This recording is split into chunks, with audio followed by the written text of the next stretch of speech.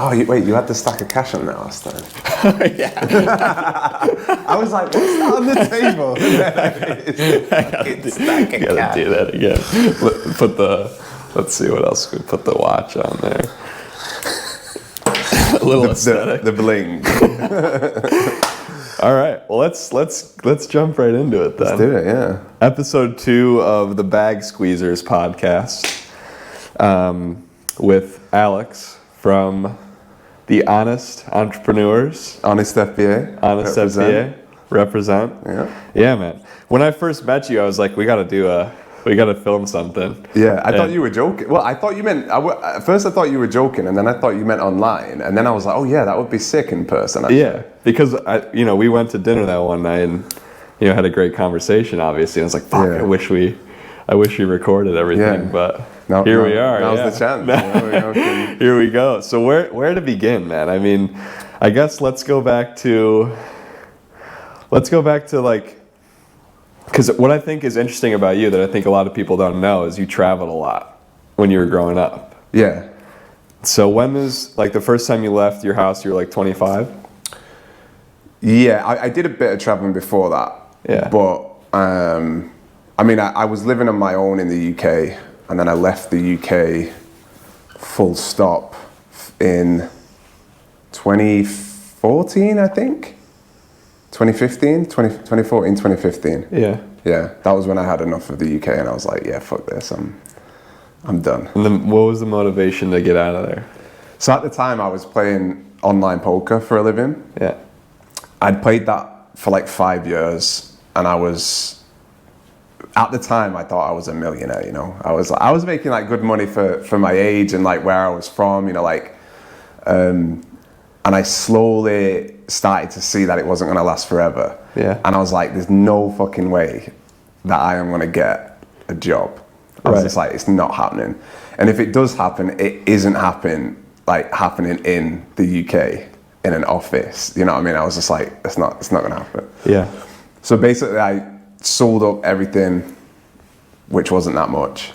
And just, like I got a one-way flight to Hong Kong. Yeah. Because my dad, my friend from university, his dad was like an aircraft engineer. Long story short, he had a ton of air miles. Okay. And he was like, "Do you want to fly first class to Hong Kong?" And I was like, "Yeah." He didn't say to Hong Kong. He was like, "I've got these air miles, whatever." I looked and I could get this flight to Hong Kong with these air miles that.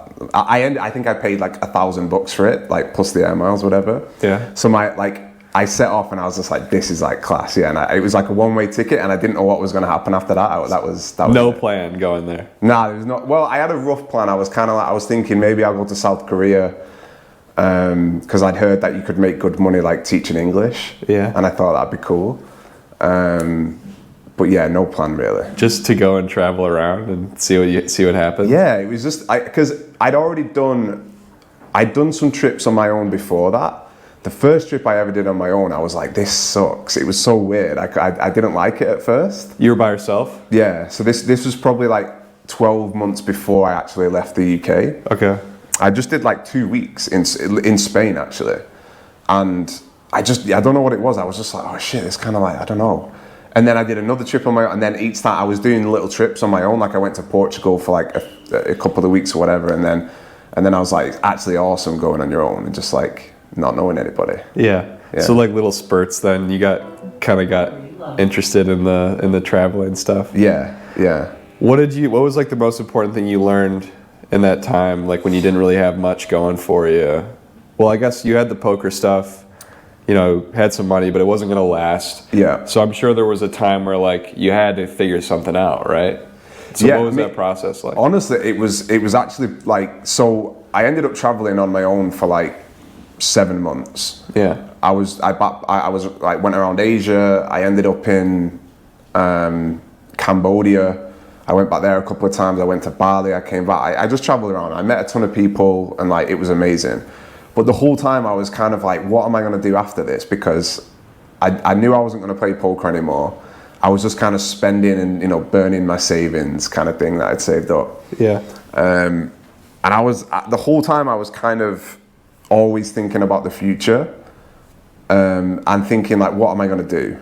Anyway, I ended up in Barcelona, and I went through like shitty job after shitty job. I was having an amazing time at the same time because I was just like partying and you know, just being stupid. So you were thinking into the future, but do you feel like you still enjoyed the moment? I definitely enjoyed it, but it was always like, because I've always wanted to be entrepreneurial. So like when I was younger, I always said like, I want my own business, I don't want a regular job, blah blah blah. And the poker was like the first sort of like part of that, you know. That was the first thing that I did that was kind of like entrepreneurial. Rebellious?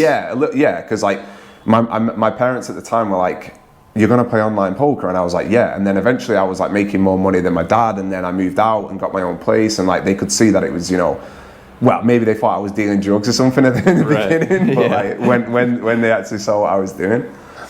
So that was like the first stint with being entrepreneurial.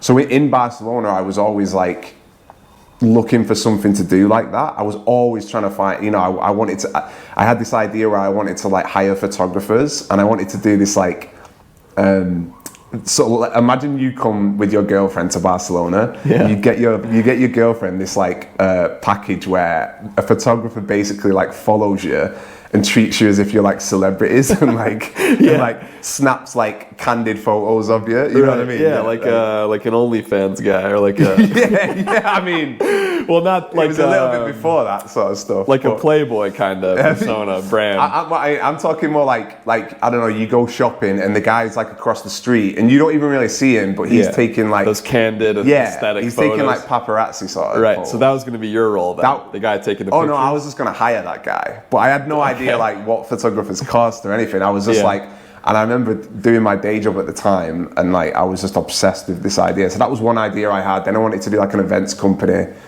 I had so many ideas of things that I wanted to do. Yeah. You know. What else besides the photography thing did you try out?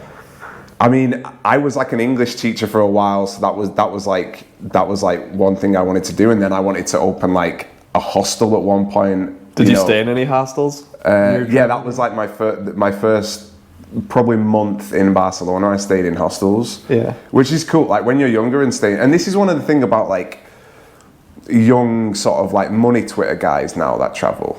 Yeah. And I don't really mean you, but but like in general, when I was traveling when I was younger, I stayed in a lot of hostels. And when you've got money and you're younger and you're traveling, it's like there's a guy in HonestFBA, O Flips. Yeah. I don't know why I pointed at the camera like he's there, but and he's got so many like Amex points that he's traveling Southeast Asia and all over, but he's like staying in 5-star hotels and flying business class. And obviously it's fucking awesome, but at the same time I'm like, you've got to stay in some like grimy hostels and like the trenches. You know, and get like gonorrhea or something. Do you know what I mean? No, there is. I've heard a lot of guys say that. One of my friends, Ian, who has traveled around a lot when he was growing up, well, like that 20-something. Yeah. And my friend Ben does the same thing, but it's just more like authentic. You really get to experience. I mean, you know, like of course, traveling with money is awesome, but yeah, it was like you just meet so many people, you know, like just constantly. But not to say that you can't do that if you don't. But yeah, I think it opens up new perspectives too, like meeting those people who are kind of locals and maybe other travelers. And it was a great way when I first came to Barcelona. I made like I'm still friends with a couple of people that I met in hostels like 7-8 years later, you know, because that was like my first experience in Barcelona and getting to know them, and they were doing the same thing, you know what I mean? So you kind of form that bond and so that was cool. Yeah. So then when did Amazon come into play? Yeah, so I did a load of shitty jobs. I did sales jobs for a while. Well, I worked at this really shitty like call center place for like 6 months, which was in Barcelona. Yeah, man. I was like cold calling. I was cold calling all day, every day, and I had to wear a suit. So imagine Barcelona in the summer. It's like 34 degrees. I don't know what that is in. Yeah, probably like 105. Yeah, it's fucking hot. Yeah, and I'm wearing a suit on a Monday morning, and I've got some arsehole telling me like I'm not making enough calls, and like I'm like, fuck this. Was there ever a moment where you stood up and said fuck you? Yeah, that was like when I quit. I actually went for this like managerial thing, this like program where you could become like a manager, because I was like, I don't want to sit on the phone all day. Because going into doing a sales job, I thought like, you know, I can talk to people. I was like, you know, I traveled a bit, like I felt confident, and I fucking sucked at it so much. I was just terrible. Like I couldn't get over like calling someone up and everyone was listening in. You know, if you'd have put me in this room and called people up, it would have been fine. But everyone around watching. Everyone around, I was just like self-conscious, and so I didn't really do very well at it. So I wanted to get off the phones as quick as I could. So I did that for a while. But yeah, I literally one day I just like stood up in a meeting and I was like, oh, I've got to go, and I just like went and resigned, and then I just put my feet up for 2 weeks. It was like, have you seen that movie Office Space? Might be a bit before your time. Basically, this guy just quits, and I mean, it's a fucking awesome movie. But yeah, I did nothing for like 2 weeks. Yeah. Quit, and then that was when I was a tour guide for a while. Okay. And like, so these like, imagine like a 45-year-old like American couple, and they turn up to this like, to sign up for this like walking tour in Barcelona. Yeah. And they're expecting like Jose. And they get me. They get like a pale ginger guy from fucking Manchester. Yeah. And it was always the American like Karen women. They'd be like, where in Spain are you from? And I'd be like, obviously I'm not Spanish. They're looking for Jose. Yeah. You're standing there like they didn't really hire Spanish people because I mean, obviously you had to do the tour in English. Right. But like, it was like, I just got paid tips. So it was like, if they really liked you, then they'd tip really well. And sometimes you made quite a bit of money. It was like a 2-hour tour where you walked around the city. And so I did that for a while. And then I ended up getting a job in tech. So I worked at like a tech company, which was actually pretty sick. It was like, you know, these like Silicon Valley tech companies where they just have like bean bags everywhere and like beer fridges and stupid shit, and like it was amazing. Casual dressing every day. Yeah, it was. What company was it? A company called Typeform. Okay, no, they're pretty big now, yeah. Yeah, they're like $1 billion company now, and I got stock in them as well, so that's pretty well. If they go public, I'm gonna get a nice little payday. Yeah. So I got that, and that was actually pretty awesome. I got like an internship there. And that was like the first time that I started to learn about like online marketing. So I did SEO there. Right. Like they basically taught me like during this internship. And I was like 25 and I was like an intern, and everybody was like, thought I was like 20. And then they'd be like, oh, and I'm like, no, I'm like 25. And they thought it was really weird. Because like usually internships, like you do like fresh out of like university or whatever, right? Sure. But that basically led me to learning about like online marketing, SEO, and that was when I found Amazon. I can't remember, I think I just YouTubed like how to make money online. Yeah. And a video about Amazon, like FBA popped up. Down the rabbit hole. And then like how many years later, 4 years later or something. Was there ever any, even an inkling of self-doubt when you were kind of bouncing from job to job? Oh fuck yeah. Yeah. Was it like you thinking you couldn't succeed, or maybe like pressure from your parents or friends, or what was that? It was me, man. I put so much pressure. So I've been to therapy once in my life, and it was when I was in Barcelona. Yeah. Well, they got therapists on every corner down here, so you. Yeah, I know. Did we talk about this? Yeah, like everyone's got a psychology degree for whatever reason. But yeah, I've been once, and it was then because I was like completely lost. So I'd gone from making good money, working for myself, to bouncing between all of these shitty jobs.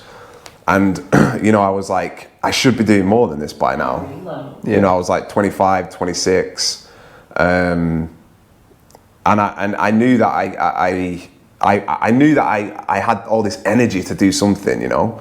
Yeah. And I just wasn't really. So it was kind of tough, like, because I didn't really have much money. I'd like spent all my savings, and it's that itch, like that entrepreneurial, like you feel like you need to go do something, and you got to just find a way to locate what that driving force is. Yeah, and there's not really any other way to do it but just go do stuff. Yeah, and I think this is the beauty of like Twitter now, is I like, not to sound like an old bastard, but like I think Twitter was around then, but I wasn't obviously part of like money Twitter, you know? Yeah. And like being surrounded by all these other people that are making money and stuff. Like when I was in, because Tom and I like talk about this all the time, is when we were in Barcelona the first few years, is we weren't really surrounded by people that were trying to make money. It was people smoking weed and doing drugs and, you know, having a good time, but nobody was really like entrepreneurial. So I always had that itch that I wanted to do something. And that's why I was trying all these different things, you know? Yeah. But it wasn't until I found Amazon that, like the stars kind of aligned, and I was like, this is what I can like run into now, 100 miles an hour. Right. So when you first discover Amazon, was it originally private label that you first stumbled into, or was it a different business model? I didn't even know online arbitrage was a thing until about 12 months ago. What year did you discover the Amazon space? Like 2017?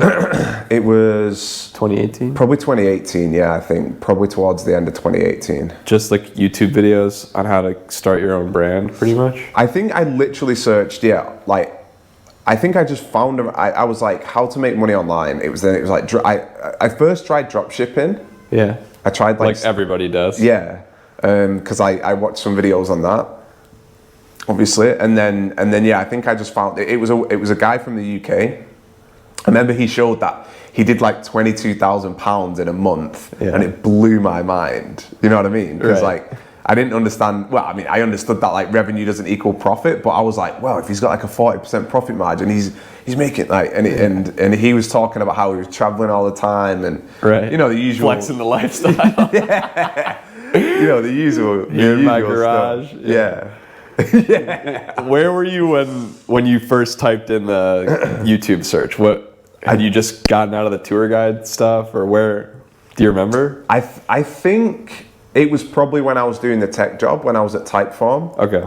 And then it just became like, every opportunity I had to just like sneak off and just like put my headphones in, I'd be like, oh yeah, I'm just gonna go and do some like whatever, and I'd be like watching YouTube videos on it. And I just became obsessed. Yeah. Was there ever a point where you thought about like going back home? About the time when I had the therapy session was when I was like the lowest, and I was like, I might have to go somewhere else, because I just didn't know. You know, when you don't really know what to do, sometimes the best thing to do is just change something. Yeah. And like that can be your environment or your job or leave a relationship or whatever. And I just felt like I had to change something. And luckily that was about the time that I got like a new job. So that was the change. And then I was like, wow, like I feel like I'm moving forward again. Yeah. I think the worst thing you can do in that point is go backwards. Yeah. And it's so hard to just like make the next jump, but it's the best way to get out of that hole. I don't know if I did. I remember thinking about it, but I don't think I would have done it, because my mum and dad are so cool. Like they never like bothered. They never pressured me with anything. They weren't like, oh, what are you gonna do or anything like that. They're just like super cool. If I'm happy, they're happy. Yeah. I think I was gonna go on I wanted to go and work on like yachts. Yeah. So in Barcelona, you meet a lot of people that work on these like super yachts. Okay. So like you basically work for weeks at a time, and then you get like a month off or whatever. But you get paid quite well, and it's like tax free, and I don't know, it's supposed to be like this really fun lifestyle. Yeah. You're basically, I don't know, like, you know what I mean? I can imagine. Like a waiter on a boat, kinda, like a busser almost. Yeah. But I could see that doing that. And I was like, yeah, I could do that. Like, you know, cruise around the Caribbean on a yacht and just like have fun. But yeah, obviously I never suit did and that. tie. Yeah. Maybe take one of the wives back. Yeah, that was obviously back to the bathroom. You know, your imagination just runs wild on the yacht. Yeah, you meet a bored Russian housewife. Yeah. She fancies the waiter. You guys go back to her room. Yeah.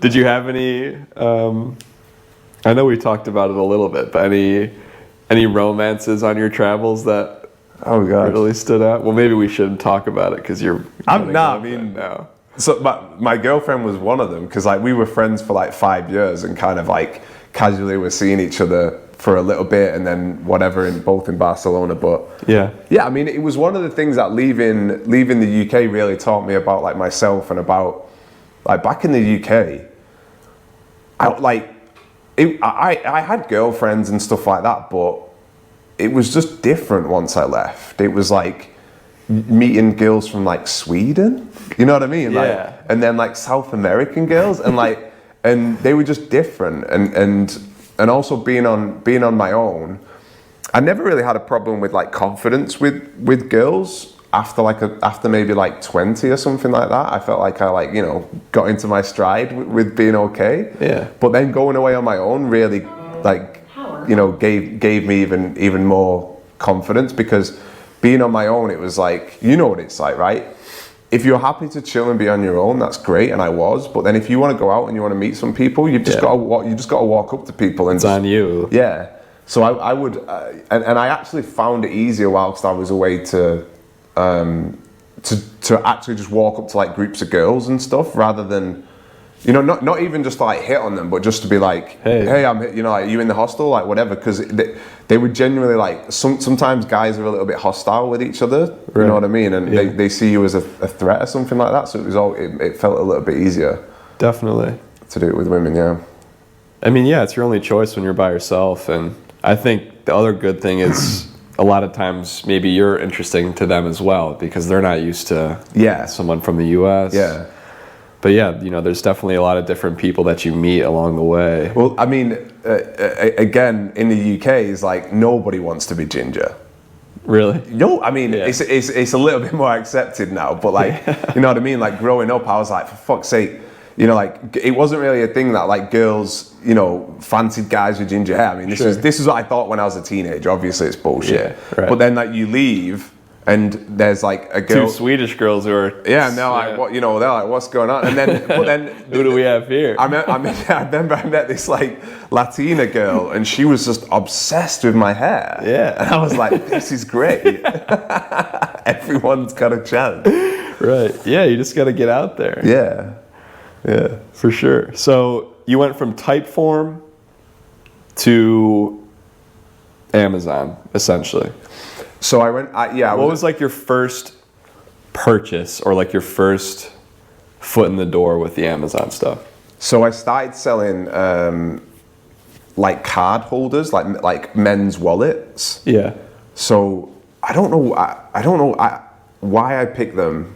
There was a few reasons at the time, but yeah, I started selling those, and I remember thinking like, my rent at the time was like 500 euros. And I remember thinking, if I can pay my rent by just doing like this business on the side, I'm going to be so happy. Yeah. You know what I mean? That was the goal.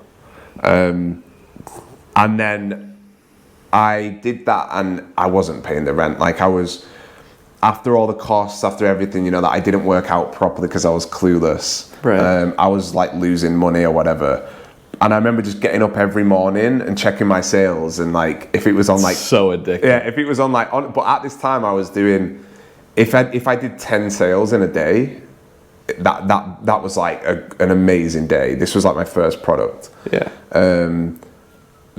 Long story short, there is that eventually I launched some more wallets, and that was when I partnered up with Tom. Okay. How did you guys meet? Yeah. So everyone thinks that we're brothers. Right, that's what I asked you. Yeah, everybody, like as soon as they meet us or whatever.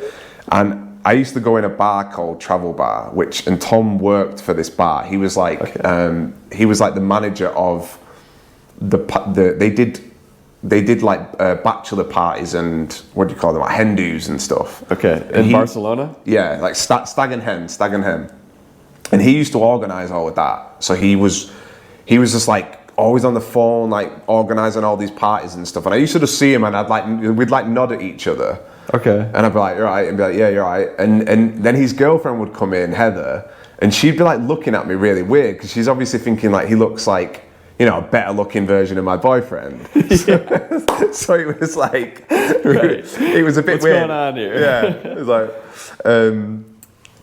and basically, you all had a threesome, basically. I mean, but like it was, when you live in Barcelona and you're like an expat, is like they look at you funny.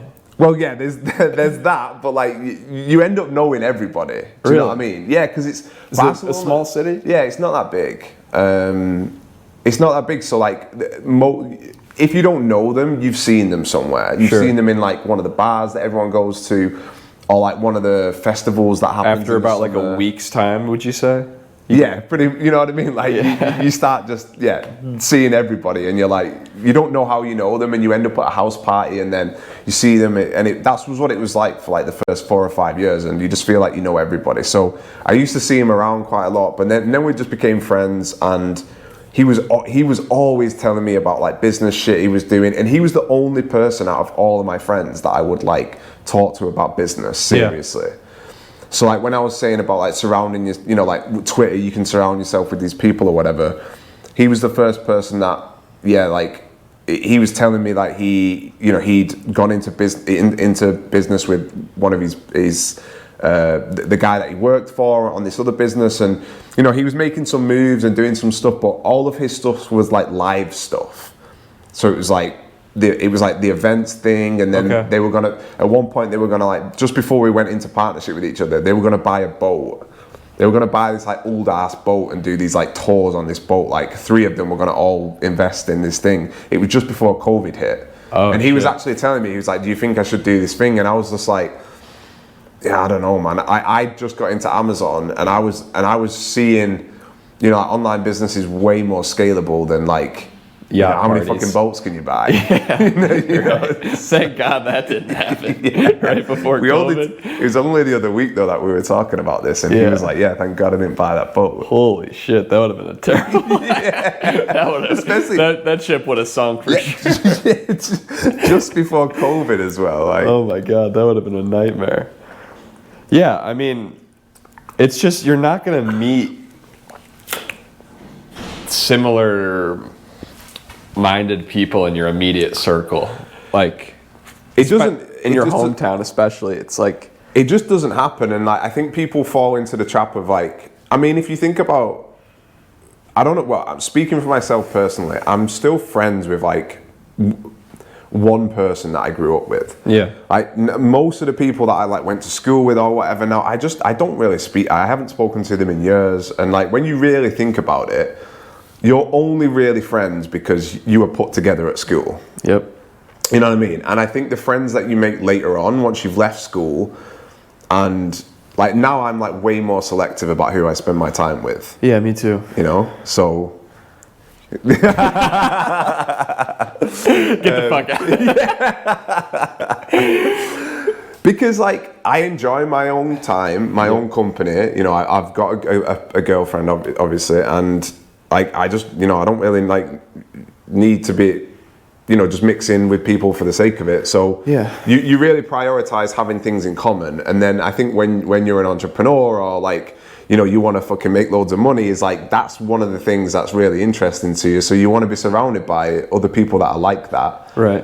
And then, you know, everybody says it's a bit of a cliche of that, you know, you're the average of 5 people that you're closest with or whatever, but like it really does make a difference. If you meet someone and they're like, yeah, I'm making 40 grand a month doing this, and you know, it blows your mind initially, and then you start to get curious. You're like, well, how are you making that money? You know what I mean? And then it makes you start thinking in different ways. So I don't know about you, but I feel like my relationship with just bags in general, bag squeezing in general, I love that. Bag squeezing.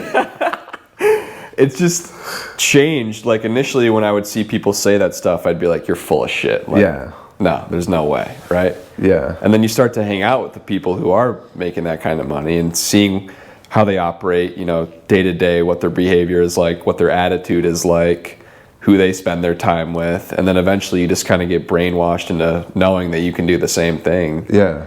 But I definitely had a scarcity mindset when it came to money in the first place. Like when someone would say like $5,000, I'd be like, whoa, like are you kidding me? That's too expensive, right?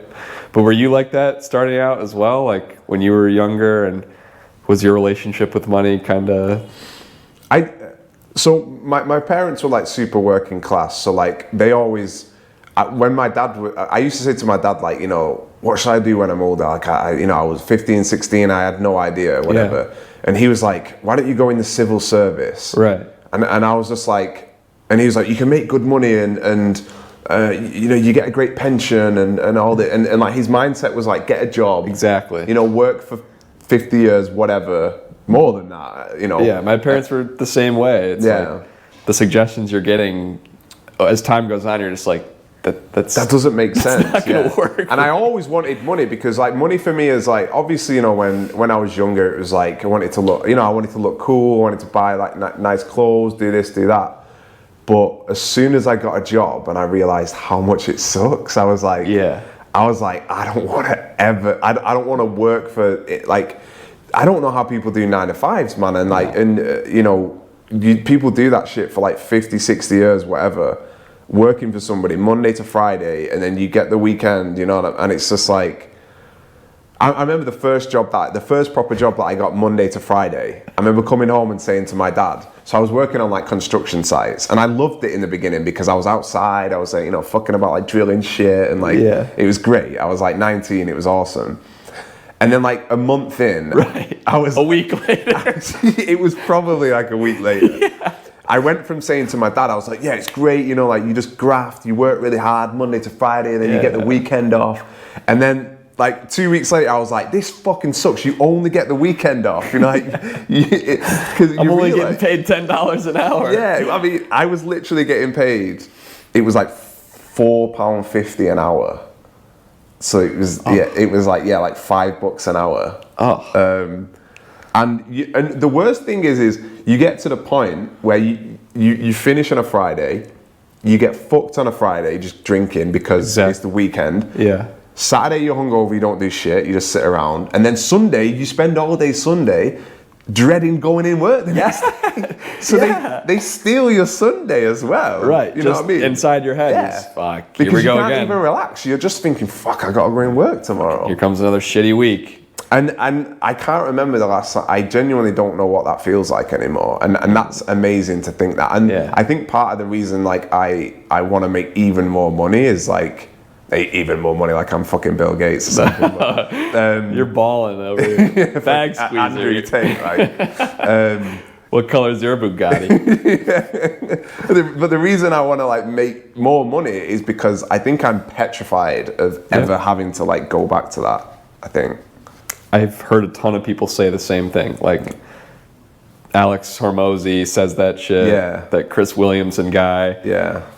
The driving force is like, yeah, you want to be successful, but also you're so scared of going back to where you were. That's just what keeps pushing you forward. But it's 100% true. Like, I had a dream last night that I woke up in my college dorm room. Oh, really? And I was like, you know when you're half asleep and you're like praying when you open your eyes that you're not there?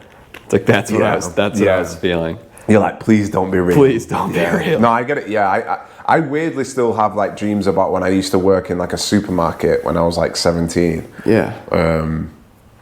And it's, I mean, the last 2 jobs that I had full time, they weren't that bad. But this is the other thing as well, because there's one extreme to the other, right? There's really shitty jobs that are just like, you know, you're in a fucking office like a rat, like whatever. And then I got a job like at Typeform where for a little bit I was like, this isn't too bad. Yeah. And that's fucking dangerous as well. Exactly. You settle in. It's just enough to get by. They give you a nice pay rise. Yeah. Just enough to go get fucked up, hate your Sunday, and show up on Monday with a nice clean tie. Yeah. And then it's over. And I think that is worse. That's what, it is. It is. That's one thing that Chris Williamson, I heard him talking about recently, was like the beta paradox or something. Yeah. And I thought about it and I was like, I'm so happy that, because I know people back in the UK, and I don't mean this like, whatever you want to do with your life, you fucking do. And if you're happy, for me, that's, I don't judge anybody, but if somebody wants to work in a bakery or they want to work in a supermarket, if they're happy day to day, for me, that's success. If somebody gets up and they're just happy, I genuinely think that's a sign of success. Yeah. Because you can be fucking Andrew Tate, you can be whoever, whatever, and if you're a miserable fuck, then you're not really successful in my eyes. 100%. But yeah, I just think it's a trap that you can fall into where, you know, you earn 60,000, you earn 70,000, you earn, okay, you're earning 100K, but you're still, someone else tells you what to do with your time. Yeah. And that's not for me. That's just never going to be. It's not for me. No. I think very early on. I think anyone who does like the entrepreneur stuff knows early on, like no one's ever given me orders. Yeah.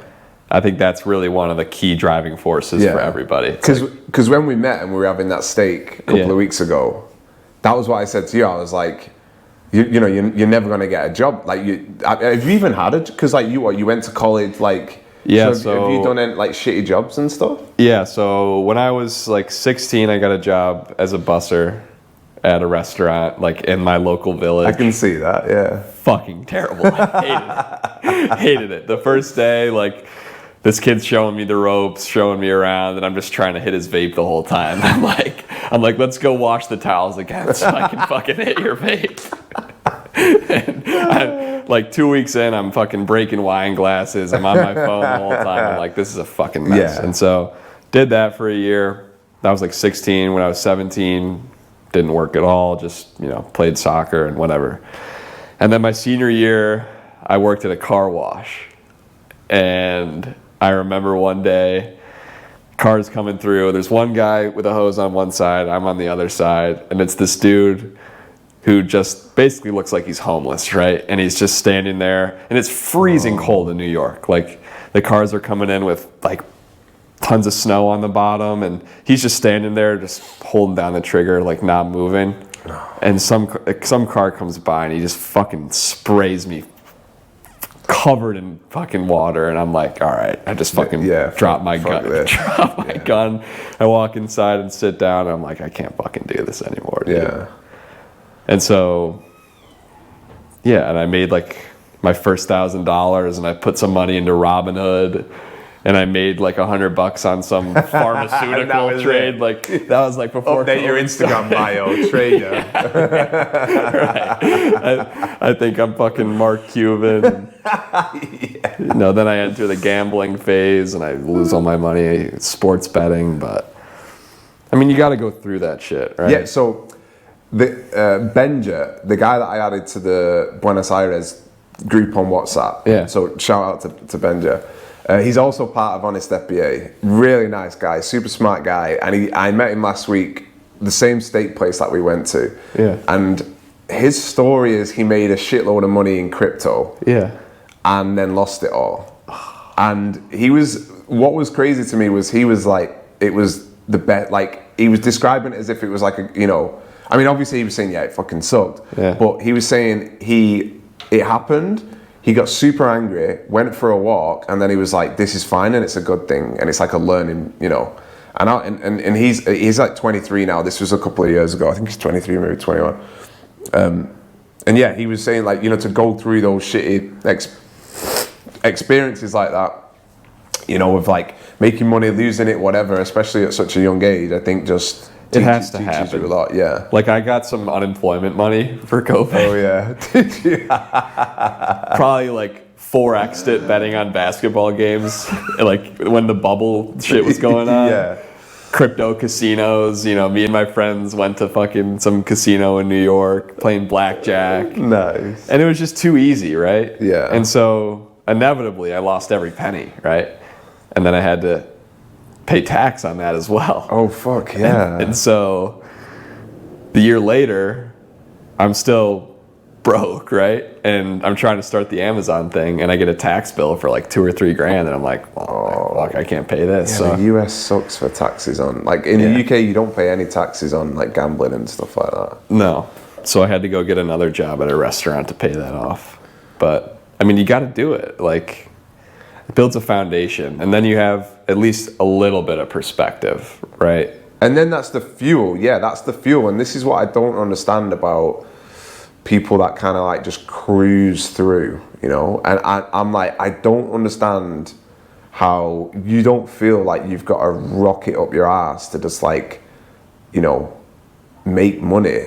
And like, for me, I don't give a shit about material stuff, to be honest. Like, if I was a multimillionaire, I'd buy a cool car because I've always liked cars. I'd love to drive a fast car and, you know, just like feel fucking good driving a good car. Yeah. But I'm not really into like watches. Like, if people are, that's fine, whatever. But like, I'm not really about money for like the flashy side. But having the freedom to like just cruise through life it's like a lubricant for life. It is a lubricant for it everything. makes all it is. everything easier. Yeah, and it's more just fun, and speed. Like you got to get that first.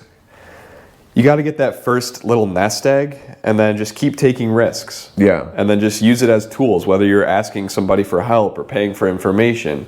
Just have a little idea of where you want to go, and then just use the money to help you level up. And speaking about risk as well, is like I think, like I'm 34, right? And I still feel like I can take a shitload of risks. Yeah. I mean, I'm not old, but like I'm older than you. And I think if you're in your 20s, just fucking try and spin it up, man. Like, it's never been easier. No, it never. It's never been easier. Like, you can make stupid money just by, like, ripping people off on Amazon. Well, yeah. Selling fake stuff on Amazon, apparently. I don't know. Yeah.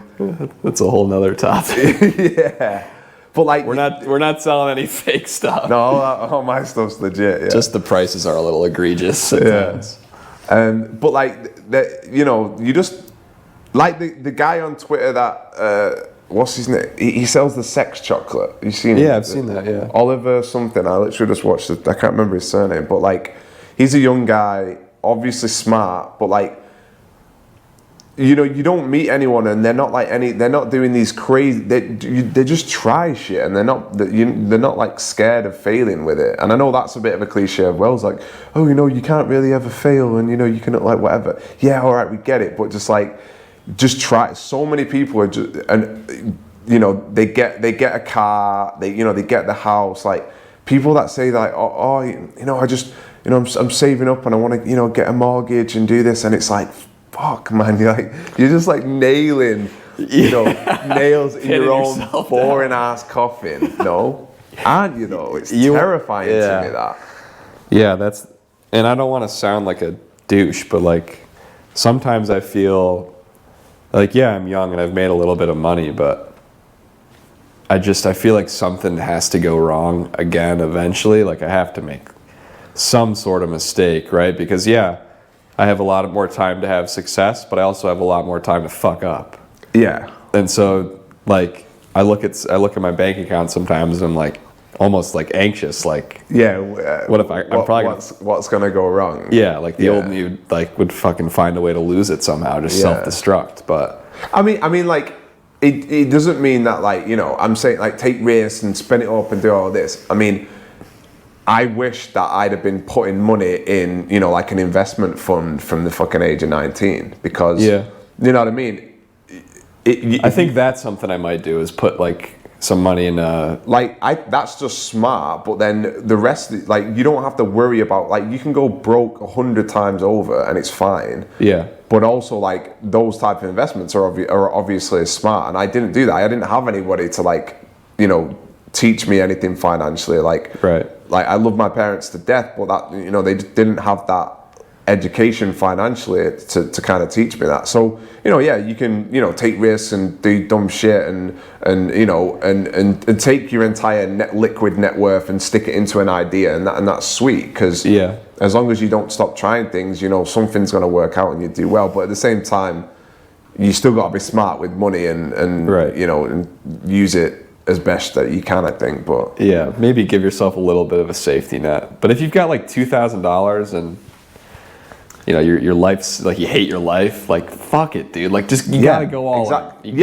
What's the point in sticking that into a fucking index fund? Zero. Zero. Like, there's no point. Yeah, like grow up. Just there's so many more ways to make money. Yeah, and.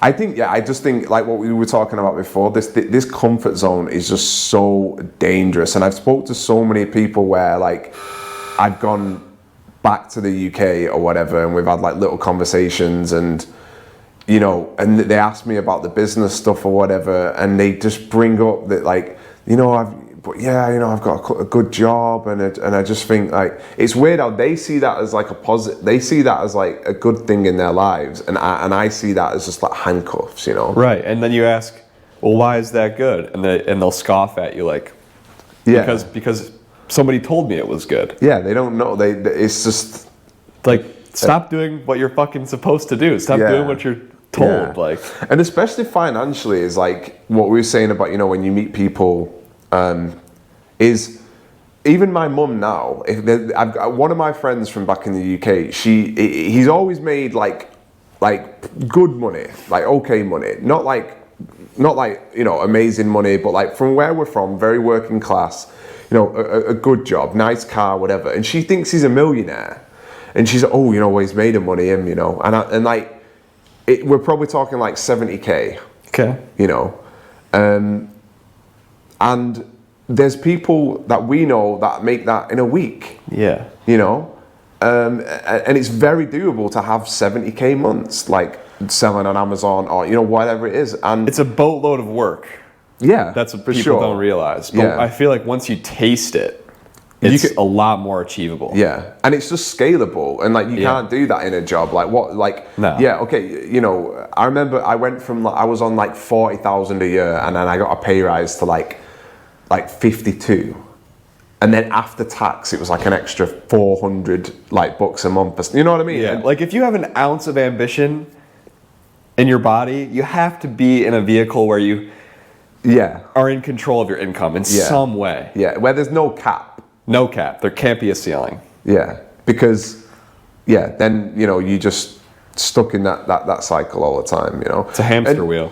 And I think, I mean, what like people do shit on 9 to 5s, and I think 9 to 5s can actually be really, really good and really useful. Definitely. If you use them to like level up your skills, because one of the things is you've got to learn how to, you know, you've got to learn how to work with people, which sometimes you feel like a solopreneur or whatever, then you just think, fuck it, I don't want to work with anybody, and that's fine as well. But you can learn amazing skills, and I think being able to just like funnel all of your cash into something on the side and then eventually take that off is like is Super smart. yeah, is great. So I don't completely like, you know, like I bash on them, but also like there's a time and a place where they can be, you know. And I also like, we're talking about taking step backs and stuff like that. I also don't think there's any shame if you do go broke, you go and get a job and you go again. Do you know what I mean? Like, you know, save up for another 12 months and then go, then quit and go backpacking and work online and do whatever. You know, that I don't think there's any shame in having to do that. And I think the fear, like drives people like us to where that will never happen. But you know, I don't think there is any shame in it if you need to do that. No, there's no shame in having to start over. Yeah. It's part of the process, and it builds character too. Yeah. So you and Tom meet. You guys are obviously killing it now with private label. Yeah, we're doing okay. Yeah. Yeah, maybe not. Obviously, I'm sure you can see a lot of areas to improve, but you know, for the average person, you guys are fucking doing well with that stuff. Yeah. So, when did everything click with the private label brand? It was probably only like 12 months ago, to be honest. I feel like the first we launched the first brand in like August 2020, so it was just after COVID.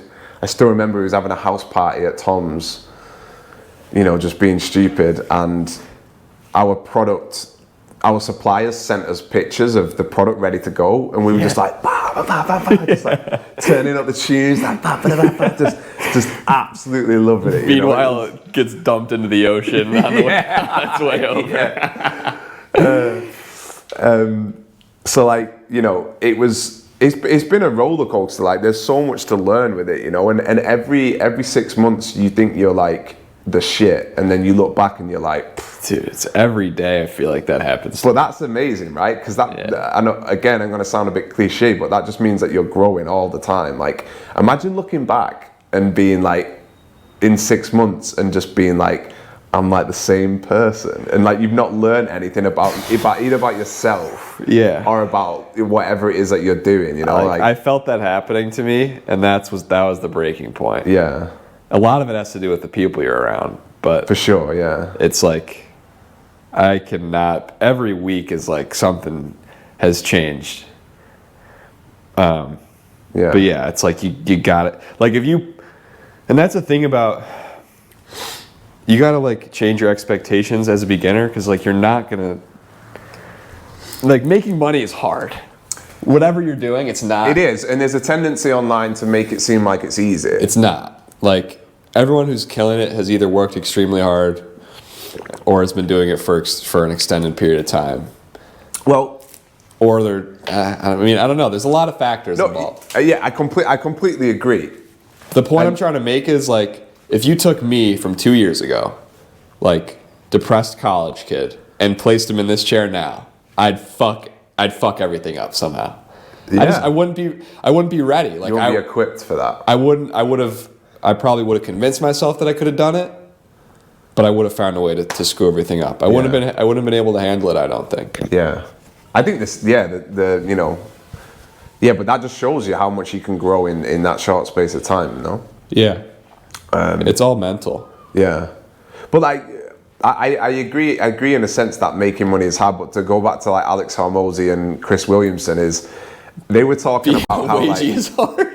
Yeah. But like, it's true. And also they were just like half of the battle is just turning up, because I remember when I worked at Typeform, we all went out for this like dinner, and word had got around that I'd started selling stuff on Amazon. Okay. Right. Yeah. So people are like, so what's this? What, you're selling stuff online, are you? And they were wallets. People were so fucking patronizing. Yeah. And because I wasn't really making much money. Oh, we're the same. You can't do better than me. Yeah. They want to, and they ask you, oh, how's it going? And yes, just project their fucking negative shit all over you. Yeah. And like, oh, sales are not that great. Oh, God, bloody hell. Yeah, you should probably go type up another report. Yeah. And people want to do that. And I remember we all went for this meal, and this woman, she's like super nice woman, she was asking me about it, and she was like, what's your goal? And I was just like, I want to do it like full time, blah, blah, blah. And I just started to like make content as well with like YouTube at that time. Nice. And I remember, telling her a little bit about that. And then this guy was like, how do you work all day and then you go home and you do more work? And I was like, because I don't want to fucking work at this place for the rest of my life. Oh, you don't say. It was like, because he would go home and he'd smoke weed and he'd play on his... Put on an episode of Friends. Yeah, he'd play like Fortnite or whatever. You know what I mean? And I remember my girlfriend at the time, she'd be like, come, like, watch a movie, like, watch Netflix. And I'd be like, honestly, as soon as I finished, every single spare minute that I had, because all I wanted to do, once I even though I wasn't making any money, I could see there was possibility there. Yeah. And I just saw that little bit of hope. It just takes one sale. Yeah, but one sale scales into, a million. A lot of sales, Yeah. And I just knew. So this is like what Hormozy was talking about, and that was like people just give up so easily. And like the times when I got I ordered a sample and I'd had it designed and it came back and it was fucking shit. Like other people would have just been like, launch the product and it doesn't go well. This doesn't work. Yeah, it's just easy. It's easier to just kind of, and when people make comments or they ask you how it's going and you've got to tell them, it's not really going that well. Yeah. Everyone wants what's best for you until you start doing better than them or until something starts to work. Yeah, exactly, yeah.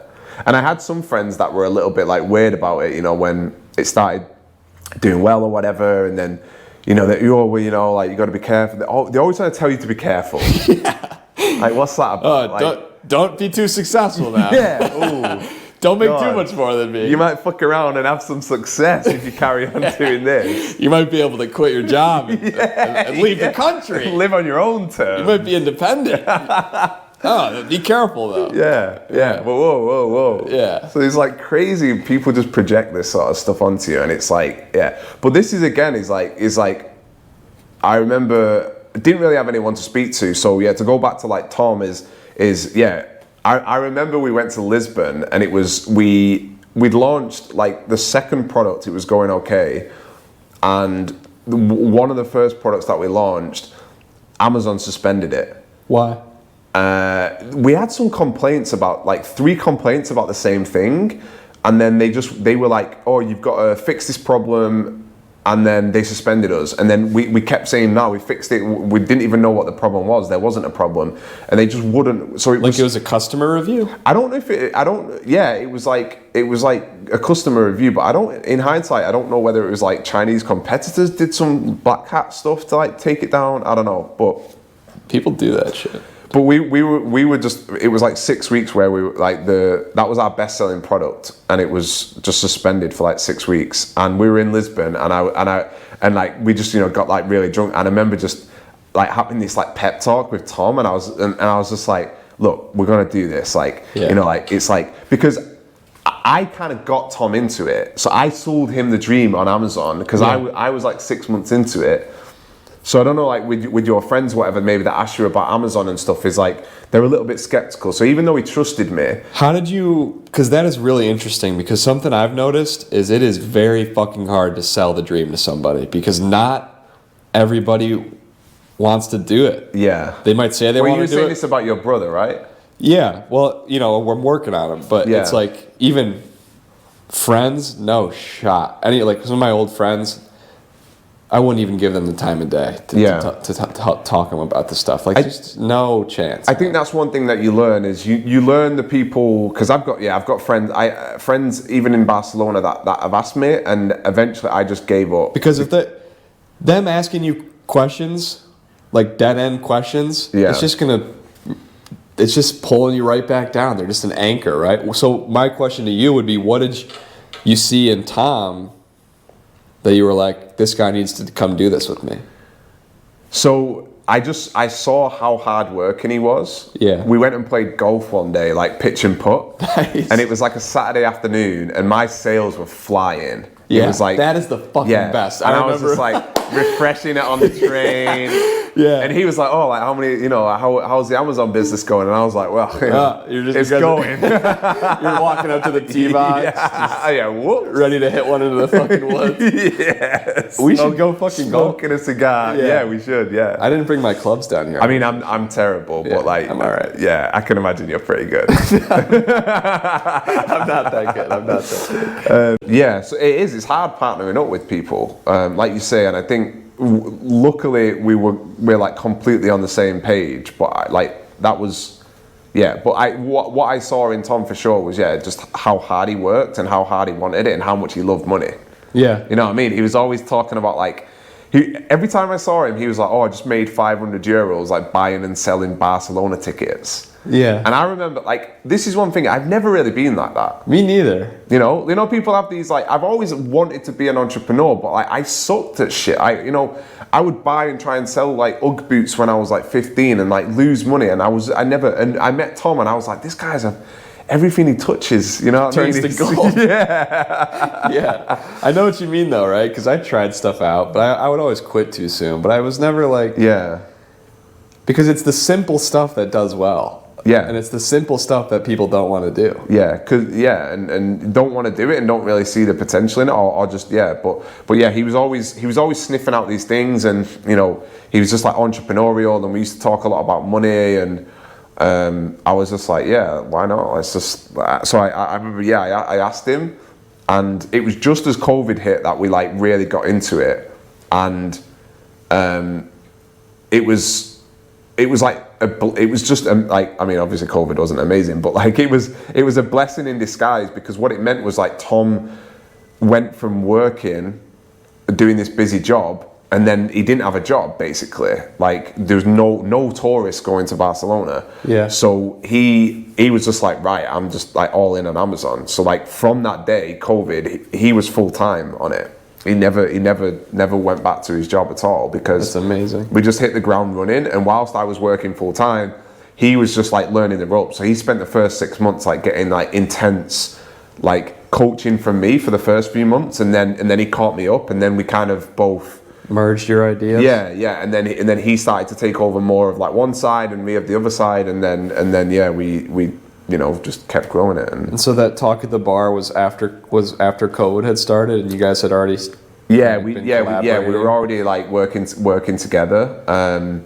But there was a couple of times when shit wasn't really going very well, You know, we got suspended, or like, you know, maybe sales weren't as good as we expected them to be. And I felt responsible because I felt like, you know, I've brought you into this, I've sold you the dream, and I wanted it to work. And obviously I still doubted it a little bit, because you always doubt yourself, right? Yeah, a little bit. Yeah. Like, no one's ever going to be fully bought. There's always going to be some imposter syndrome. Yeah. And that's why I have trouble helping people out with maybe Amazon, someone that I am maybe friends with, or a family member that I'm close with, because like, I don't have all this shit figured out. Like, I'm not an expert, right? I do well, but I'm not gonna, I wouldn't put 100% faith in me, so why would I? Would I, you know? Why would anyone else? Yeah. So especially if it's someone I'm super close with, but Yeah. of course, there's a little bit of delusional optimism with anyone who gets into this stuff. Of course, I'm fucking confident. Of course, I'm always gonna find a way to make it work, right? But I'm not gonna. I certainly don't want to have someone else depend on me, because. Yeah, and honestly, I think I actually felt like that probably up until like 12 months ago, maybe, like maybe even less. It was like I still kind of felt like I was, you know, kind of proving it to him that we could make it work, you know, because I'd sold him the dream of it, and got him into it. And you can feel a little bit of the resistance too, even if it's not like directly said. You can just kind of feel it in their voice or the way that they act. And also, as well as like what we agreed was basically like he would just become like an equal partner, and he would invest like X amount, but it was more than I'd put in. So he basically, because that was when we started talking about it, he was kind of like, look, I've got this chunk of change, I'm happy to invest. Almost bought a sinking boat. yeah, I've got a load of boat money left over. Oh my gosh. The honest cruise ship. Shit. What a disaster. I'd probably be working for him now on that boat. You would have been a butler on the ship. Oh my gosh. So that added kind of like to the pressure for me a little bit as well, because he was also more financially invested than I was. So I was always trying to like fight the imposter syndrome for myself, and then also like, you know, so I felt really responsible. I remember like when we got we got this listing suspended, I remember this one night outside this pizza store in Barcelona, and it was like starting to drizzle with rain, and Tom was like, he was the one ringing them on the phone all the time, because I was at work. So he was on the phone every day trying to get this listing unsuspended. Yeah. So how long did that take? That literally took like, I think almost 2 months. So imagine your best-selling product, and also Tom was supposed to be getting married, and he'd put money into that. So there was all this added extra pressure like around stuff. So I remember, there was a couple of times when I felt like it was like I really needed to like, you know, proper pep talk, and now we can do this or whatever. And then like now we like look back at those times and we're like, the best times. Yeah, it's like awesome to think about that. Like you think about those lows, and this is one thing that I will say about me and Tom and what we've done, and what I think we will continue to always do, is every time shit sucks, we get low, and we give ourselves a little bit of time to like mope about. If he's negative, I'll try and be positive. If I'm being negative, he'll try and be positive. Yeah. And then when we hit those lows, it's like, you know, we have a blowout, and then we're like, right, let's fucking do this now. And it's almost like every time you hit those lows, we always bounce back stronger every single time. I don't know what it is. It's like I almost, that's when my back's against the wall, and when me and Tom have had to like do, you know, really fucking dig deep, is when we always end up getting the results, you know, that come soon after. It's the fucking peaks and valleys, man. Yeah. But it's cool though. It's like when you look back at it in hindsight as well, you know, it's to see what happens. Those are the partnerships I crave, man. Like, you need someone that's going to be willing to go through the shit with you. Yeah. Because it's not going to last unless that happens. It's huge. Yeah. Like you know, a bit cliche, I wouldn't be where I am today if it wasn't, you know. Yeah. But like, genuinely, like, it's been amazing to do it with. It's been amazing to do it with a friend, and like, it's just awesome, you know, and to have somebody there, because I can be negative, you know what I mean? Like when it means so much to you, you get so emotionally invested in it. Yeah. That I can be, you know, I can have times where I'm like negative, you know, and then I come swinging, but like, it's always just been a really nice balance, and it's just great to have, somebody else there that's on the same page as you, for sure. Yeah. Do you guys feel like you've grown closer as friends, like on a personal level as well? Yeah, definitely. It's a strange dynamic because we're obviously like very good friends, but there's almost like two relationships in there. And when we spend all day every day speaking to each other about business, so like sometimes it's actually like really nice to just like the last time I kind of saw him properly in Barcelona, we went with one of his friends to play golf, and we didn't talk about business the whole time because his friend, you know, he's not really into that. And it was actually really nice because we just kind of hung out and chilled, and there's basically like there's a festival in Barcelona that, you know, we got, and yeah, we did some fun stuff there, and we were just like looking at each other, and we were just like, we're gonna be fucking yeah. We were just like, fuck it. Yeah. And I every 10-15 minutes I'd see him and I'd be like, we're gonna make so much. And it was just like, it was just, we were obviously like hugging each other, and it was just like awesome. We're just like, whoa. And everyone's like, what are they on about? We're just like, are they gonna make out? Yeah. That is too funny, man. Yeah, that's what you need. Like, that's how partnerships are like formed. That's how they stay together, right? Like, you gotta go through that shit. Yeah. That's awesome, man. Hopefully I have something like that someday. So one thing, I guess, you were talking about, you said it briefly, like how this means so much to you is, do you have a chip on your shoulder, or what's really driving you? Is there anything that, like, deep down that keeps you going besides like was there a moment in time where you're just like, where something changed, or like, what's the big driving force? This is something that I talk to my girlfriend about a lot, and I don't know if there's one thing, because sometimes I can be very intense with it. Yeah. And it's one of the things with me and Tom is, like, we've never fallen out.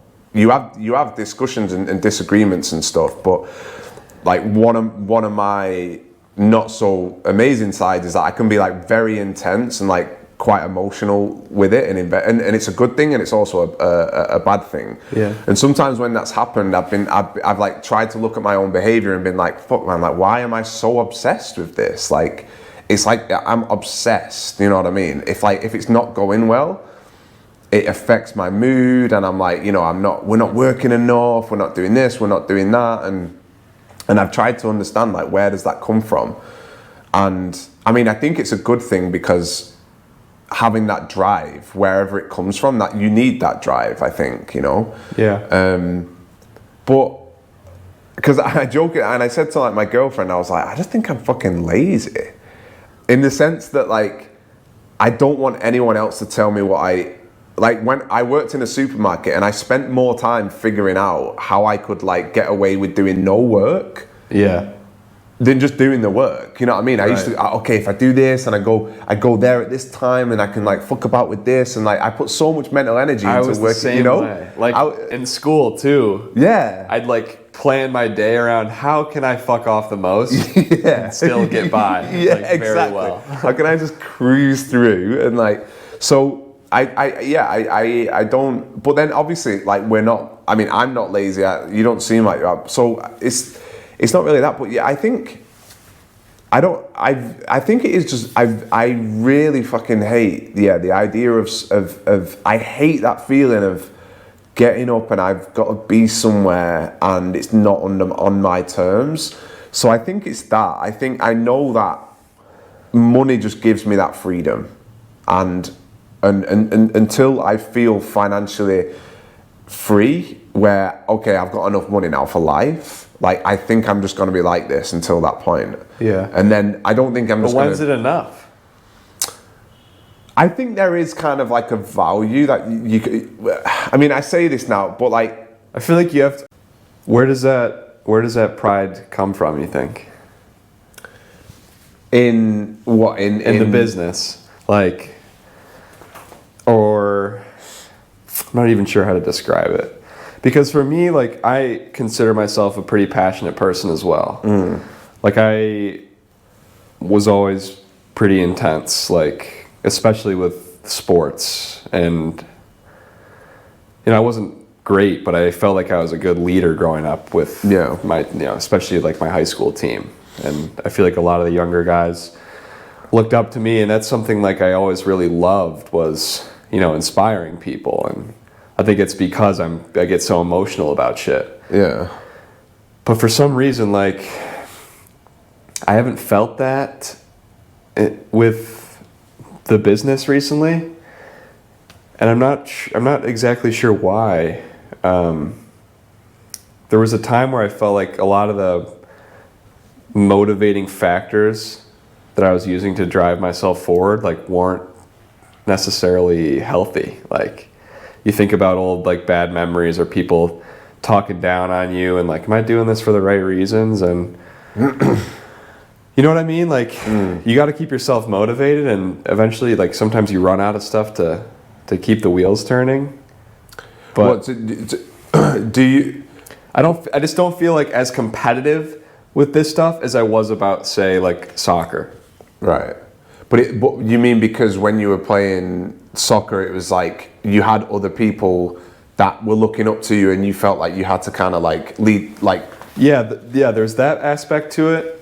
I feel like in order for me, like, there has to be some enemy, right? Like, there has to be something I'm going against. Right, yeah. And then there also has to be someone by my side. Yeah. Because if it's just me, it's like, I mean, all right, but that's what I think I'm craving, is like a team, and then someone to like go after. And Yeah. I haven't felt that with this online business stuff yet. I took pride in who I was as a player. I don't take pride in who I am as an Amazon seller. And maybe that's because I've only been doing it for a year, but like, it's not something I want to pride myself on. I mean, it might just be. It's recording. It might just be that it's not the right thing for you. Yeah. You know what I mean? Like, I think, because, my girlfriend asked me something similar, was, like, am I doing this, is it really what I want to do, or am I just doing it, for the money or whatever? And, I want to prove that I can do it. Like, the goal is to sell the business, and I really want to prove that for sure. But with you, in that case, it might just be that it's, you've not really, but it doesn't, that's not necessarily a bad thing. And like, these things always like lead into other opportunities, because like me, networking, just this making content, the more things that you try, but I think it's a good thing that you're if being aware of how you feel like that, and then understanding that feeling, and whether you need to try and find something that gives you that drive. Yeah. But like, I searched for something that I could charge into, but it definitely helps doing it with someone else for sure. And I don't know if you have like the opportunity to kind of to do that with somebody, and team up and scale something together. And it's interesting with like wholesale and arbitrage. You're constantly working, right? You're constantly looking for new deals. Like, you can't really pour all your energy into one thing. It's just like, you have to keep buying to keep growing, and you have to keep looking for those new sources. And so it's a cash flow game. It's a volume game. And I don't know if I want to keep chasing that hamster wheel, because that's all it is. A $70 million seller is no different from a $700K seller. They're just doing more, and like, reaching out to more brands, opening up more accounts, spending more money. And that doesn't excite you when you think about that. It doesn't excite me, no. But what does excite you then? If like, I don't know.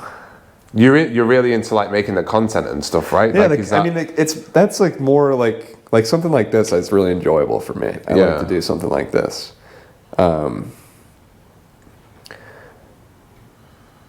It's just hard to come to terms with that and like break away and try to start something new, because things are going so well.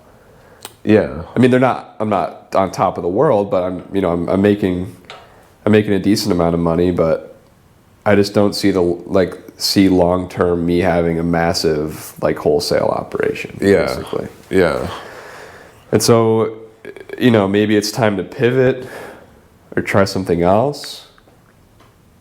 But I would love to have like someone who's willing to try and build something bigger, but I don't know what the fuck that is yet. So I think I just have to go and try more shit, basically. I mean, but like it's exactly not exactly how I felt, before I found Amazon or whatever. But in general, is I've had times, where I did feel like that, but yeah, you just got to try more shit, I think. Yeah, because you've had so many fucking experiences up until that point when you started the private label brand. Yeah. And so that must, like, it just makes you so much more capable to build something. Like, it just have so much more perspective than the average person. It just teaches you what you really don't want to do. Yeah, well, that's probably half of it. And like, and you know what you don't want. Yeah. You know? That's fine if the light goes off. And you're almost like spoilt for choice at this point, That's something that I told you about this too. I thought, we talked about it, didn't we? Yeah. Yeah. I made a decent amount of change, and I was like, all right, I can pretty much go wherever the fuck I want. Like, so then you're no like, responsibilities, and then it's like, all right, what the fuck do I actually want to do? Yeah. Because you can do anything. So you're like, shit. Yeah. But then also, like, you might be falling into that like comfort zone of, I think I am a little bit, and that's why I fucking packed my bags up and flew out here, because I felt like I needed to mix things up again. Even though it had only been a month, I just have to keep pushing the envelope. I feel like. And I haven't been. I have to be honest. Like I think it's, but I also think it's important as well to like really just fucking enjoy the day to day as well. Is I think sometimes we can get trapped in this constantly thinking about, I want to do this and what do I want to do in the future, and then you forget a little bit about just enjoying the day to day. And like your video where you just went for a walk is like, it's a great day to go to a walk, and like, and I think that's great. And it's one of the great things about being on your own as well sometimes is just finding pleasure in those little things, of like, I just love going for a coffee sometimes on my own, and it's so relaxing, and everything just slows down, and just thinking about that, and so I think it's a balance between being mindful and enjoying the day to day, but then being aware of like, what is this really what I want to do, but also like, again, it's like you're in a fucking amazing 9 to 5. Like, pretty much, yeah. It's just like in the sense that maybe, all right, I don't want to do this forever, but it's like it's even better than a shitty 9 to 5 because it's affording you the flexibility to travel and stuff. Yeah, and I don't want to, I could build myself into a trap almost, because the bigger you get, the more problems you're going to have naturally. Yeah. So that's something, and I'm probably just complaining at the end of the day. We're all a little bit spoiled. Absolutely. We're all a little bit spoiled, aren't we? More than a little bit. Yeah, very. Like, how fortunate we are to, be two white guys filming a podcast. We'll talking about like, we have too much money. Too much time on my hands. That's like $150. It's like 20. It's not even that, yeah. Oh my god. But I think that's like, have you seen Fight Club? Yeah. That movie was hilarious. But it's kind of true though. Like, I feel like that's our generation's problem, is like there's no real problem.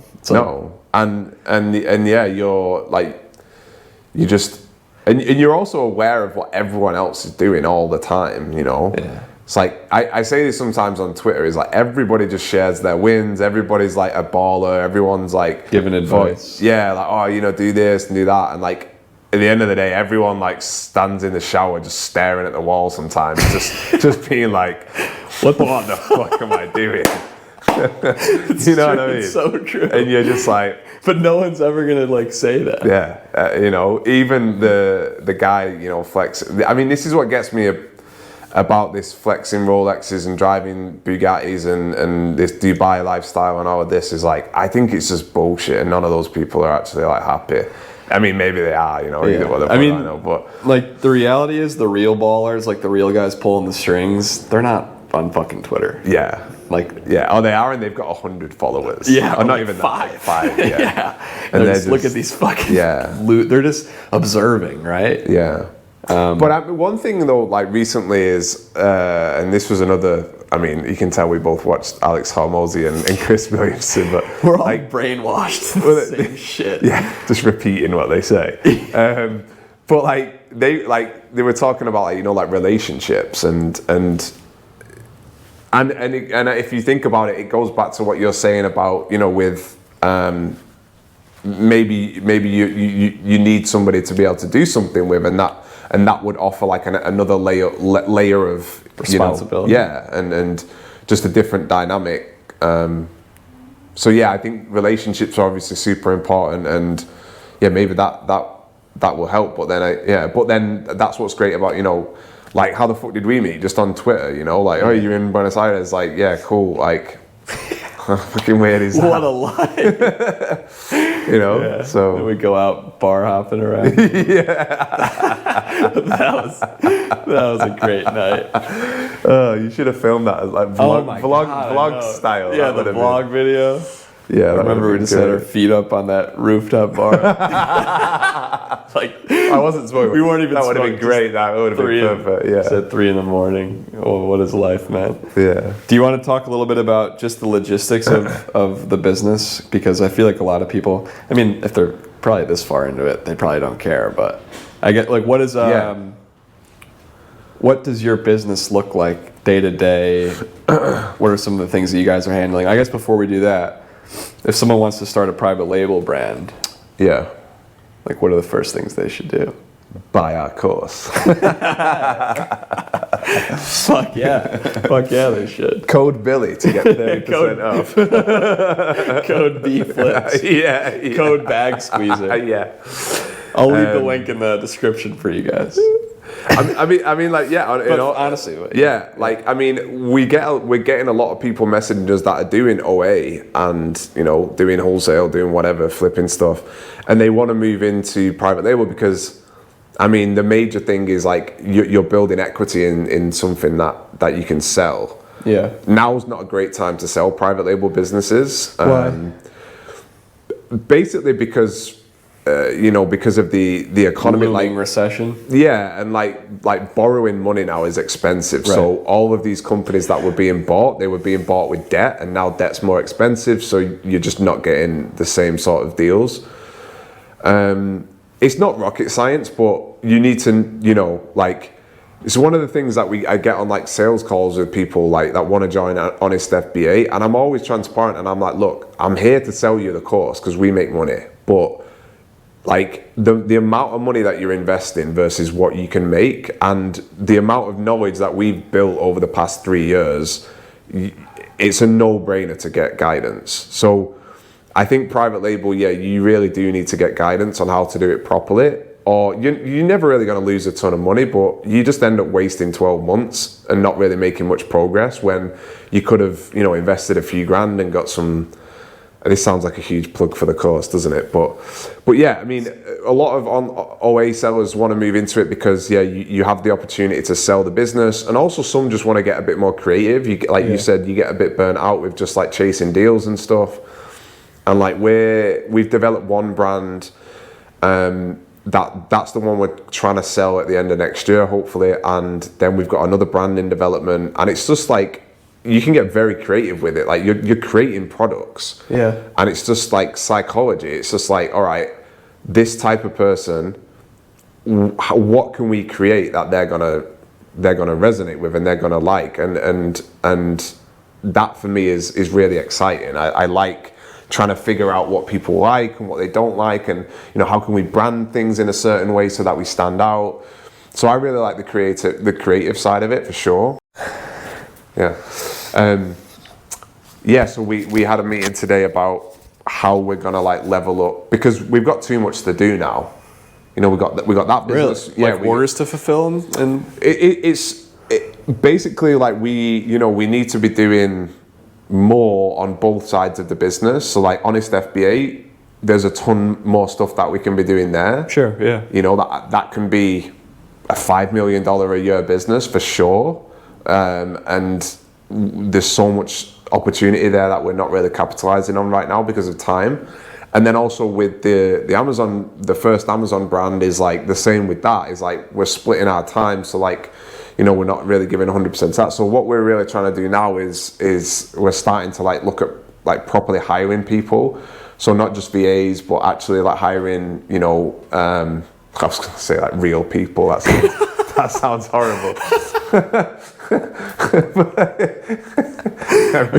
Are you staking your VAs for Ethereum? Don't cancel me for that.